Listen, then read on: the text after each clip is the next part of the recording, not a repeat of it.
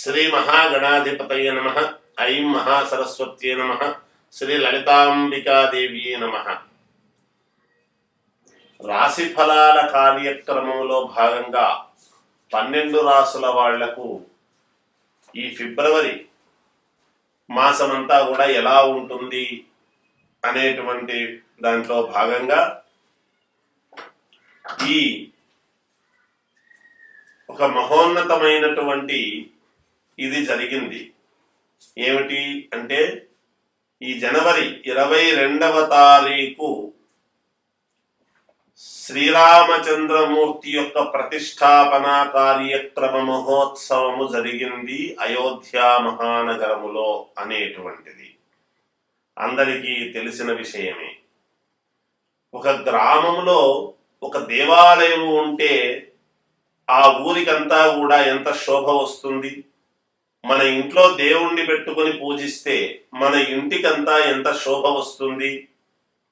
అలాగే మనకు వినాయక చవితి పండుగలు వస్తే ఎందుకు మనం వినాయకులను కాలనీలుగా పెట్టుకుంటున్నాము, ప్రతి కాలనీలోను ప్రతి అపార్ట్మెంట్లోను అంటే దేవుణ్ణి పూజించడం అనేటువంటిది మనకు మొదటి నుంచి వస్తూ ఉండేటువంటి అలాంటిది మరి ఈ రామచంద్రమూర్తి యొక్క రామ మందిరం అనేటువంటిది నిర్మాణము జరిగి రాముల వారి ప్రతిష్టా కార్యక్రమము జరిగిన తరువాత ఆనాటి యొక్క ఆ గ్రహస్థితులు, ఆ లగ్నము, వాటి యొక్క పరిస్థితిని బట్టి మానవాళికి అంతా కూడా సర్వమానవాళికి ఎలా ఉండబోతుంది అనేది కూడా మరి ఉంటుంది కదా నిజానికి.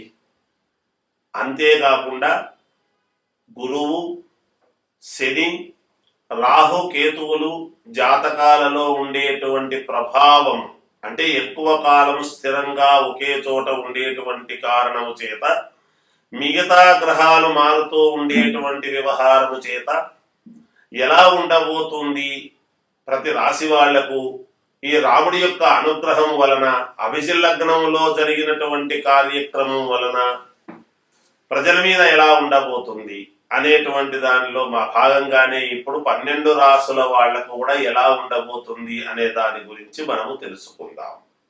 కన్యా రాశి వారికి ఈ మాసము చాలా అంటే చాలా అనుకూలముగా ఉండబోతున్నది.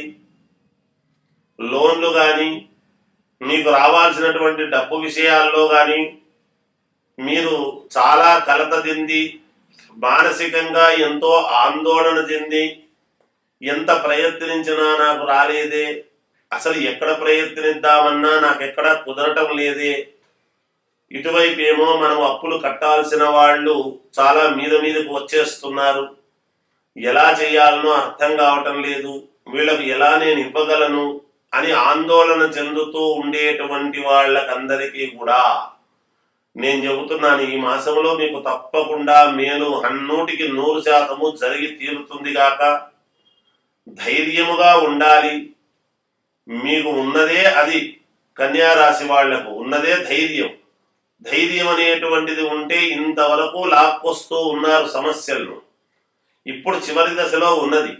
తప్పకుండా మీకు విజయం లభిస్తుంది. మీరు అనుకున్నటువంటి పనులు అనుకున్న సమయానికి చేసుకోగలుగుతారు. మీకు కొన్ని ఆశలు ఆశయాలు ఉంటాయి. ఆ ఆశలు ఆశయాలు నెరవేర్చుకునేటువంటి సందర్భము ఆసన్నమైనది. గ్రహస్థితులు చాలా అనుకూలముగా ఉన్నాయి. కేతువు కన్యలో ఉండేటువంటి దాని వలన మీకు తప్పకుండా మేలు చేయడానికి సిద్ధముగా ఉన్నాడని భావించాలి. అటు గురువు ఉండేటువంటి దాని వలన స్వచ్ఛగతుడై, శని స్వక్షేత్రంలో ఉండేటువంటి దాని వల్లను ఖచ్చితముగా మీకు చాలా యోగవంతమైనటువంటి మహర్దశ పట్టబోతున్నది అనేటువంటిది మాత్రం సత్యం. ఇంకా గురువు వృషభంలోకి వచ్చిన తర్వాత ఇంకా అనుకూలమైనటువంటివి జరుగుతాయి అప్పుడు. అయితే కన్యా రాశి వాళ్లకు ఇప్పుడు ఎక్కడో ఒక చోట ఏదో ఒక రకంగా అనూహ్యమైనటువంటి కీలకమైనటువంటి మలుపు తిరగబోతున్నది అని చెప్తున్నాను. మామూలుగా ఉద్యోగాలు చేసుకునేటువంటి వాళ్ళకు కూడా ప్రమోషన్లు రావటము, కొత్తగా ఉద్యోగాలు కావాలి, ఉద్యోగాలు అనుకునేటువంటి వాళ్ళు అప్లై చేయండి తప్పకుండా వస్తుంది. కించిత్ రాలేదే ఆలస్యమైనందుకు అని మనస్సులో బాధపడేటువంటి వాళ్లకు తప్పకుండా జయము కలిగి తీరుతుంది, వస్తుంది గాక. సరే, వ్యక్తిగతమైనటువంటి జాతకాలు ఒక్కసారి పరిశీలన చేసుకుని ముందుకు వెళ్ళండి. ఏమైనా దోష పరిహారాలు ఉంటే చేసుకోండి, మేలు జరుగుతుంది.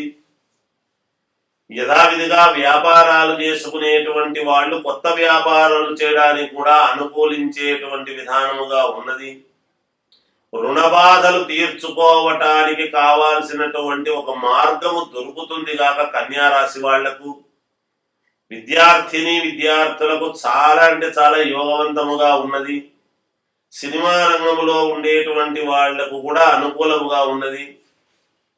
అలాగే రాజకీయాలలో ఉండేటువంటి వాళ్లకు కన్యా రాశి వాళ్ళు కీలకమైనటువంటి పదవులు రేపొద్దున చేపట్టబోతారు అనేటువంటిది సుస్పష్టంగా అవుతున్నది, తెలుస్తున్నది. ఏది ఏమైనా కన్యా రాశి వాళ్ళు దూరం ప్రాంతాల నుండి తెలిసిన వాళ్ళు కూడా ఫోన్లు చేసి ఏమిటి, ఎందుకు ఇలా ఉన్నావు అని అడిగితే మానసికంగా మీరు చెప్పలేక మనక్లేశం అనేటువంటిది పడుతుంటారు. అయినా యోగవంతమైనటువంటి విధానముగా గ్రహస్థితుల వలన మీకు చాలా యోగమే ఉంది. ఆ దిశగా మీరు అడుగులు వేస్తారు, తప్పకుండా మీకు జయం కలిగి తీరుతుంది అని తెలియజేస్తూ జయోస్తు. అన్ని రాసుల వాళ్లకు అంటే ద్వాదశ రాసుల వాళ్లకు కూడా ఆడవాళ్లకు మామూలుగా ఏం కోరుకుంటారు? వాళ్ళ యొక్క సౌభాగ్యము మెండుగా, చల్లగా, సంతోషముగా, దైవానుగ్రహముతో జీవితాన్ని ముందుకు గడపాలి, మా భర్తకు అన్ని మేలు జరగాలి అనేటువంటి కోరికలు ఇట్లాంటివే ఉంటాయి. అందువలన ఈ ద్వాదశ రాశులలో ఉండేటువంటి ప్రతి వాళ్లకు కూడా అంటే ఆడవాళ్ళు ఉంటారు, మగవాళ్ళు ఉంటారు, సహజం. పరిహారాలు అనేటువంటివి కొన్ని ఉంటాయి. అవి పరిహారాలు అంటే దేనికి పరిహారాలు? పరిహారాలు అనడము కంటే మీకు కావాల్సినటువంటి కోరికలు నెరవేర్చుకోవటానికి అనేటువంటి మాట మీరు. మామూలుగా ఈ ఫిబ్రవరి మాసములో మాత్రమే నేను చెబుతున్నాను, ఈ మాసానికి మాత్రమే ప్రతి శుక్రవారము ప్రతి మంగళవారము కూడా ఆడవాళ్ళు మీ సౌభాగ్యము కోసం, మీరు బాగుండడం కోసం, మీ కుటుంబం అంతా శ్రేయస్సుగా ఉండాలి అని అనుకునేటువంటి వాళ్ళ కోసం, రుణ బాధలు తీరాలి అంటే మళ్ళీ అదే అప్పే రావాలి మనకు, అదే డబ్బే రావాలి మనకు. డబ్బు చేతికి వస్తేనే కదా రుణ బాధలు అనేటువంటివి తీర్చుకోగలుగుతారు.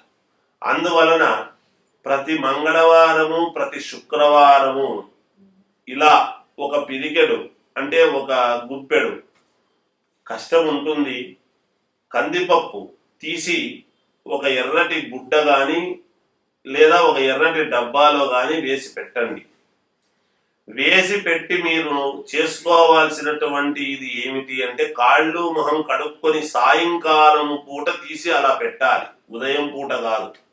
6 గంటల నుండి 7:30 మధ్యలో చేయండి ఈ పని. ఒక కందిపప్పు అలా ఒక దాంట్లో పెట్టండి. ఇవన్నీ ఈ మాసం అంతా అయిన తర్వాత ఎన్ని మంగళవారాలు ఎన్ని శుక్రవారాలు వస్తాయో చూడండి. అన్ని పిరికెళ్ళు ఉంటాయి కదా, వాటన్నిటినీ కూడా కాస్త మనం మామూలుగా అన్నము ఇవి రెండు కలిపి కాస్త బెల్లం వేసి నివేదన చేసి 10 మందికి ఎవరికైనా దేవాలయము దగ్గర పంచండి, ఖచ్చితముగా మేలు జరుగుతుంది. ఇదొక విధానం. ఇక మగవాళ్ళు చేసుకోవాల్సినటువంటిది ఏమిటి అంటే ఈ ఫిబ్రవరి మాసములో మాత్రమే గణపతి గుడికి వెళ్ళండి వీలైతే. ఒకవేళ గణపతి గుడికి వెళ్ళలేము అనుకుంటే ఇంట్లోనే గణపతికి మీరు నమస్కారము చేసుకోవటము మంచిది. ఇంకా వీలైతే గణపతికి అష్టోత్తరము చదవండి. గణపతి పటము ముందు గణపతి అష్టోత్తరము చదువుకోండి ప్రతి మంగళవారము ప్రతి శుక్రవారము. మీరు కూడా ఇలా చెయ్యండి. మగవాళ్ళైతే, ఆడవాళ్ళైతే ఆ కందిపప్పు అది చెయ్యండి. మీకు ఖచ్చితముగా 12 రాసుల వాళ్లకు కూడా చాలా మేలు జరుగుతుంది గాక. జయోస్తు.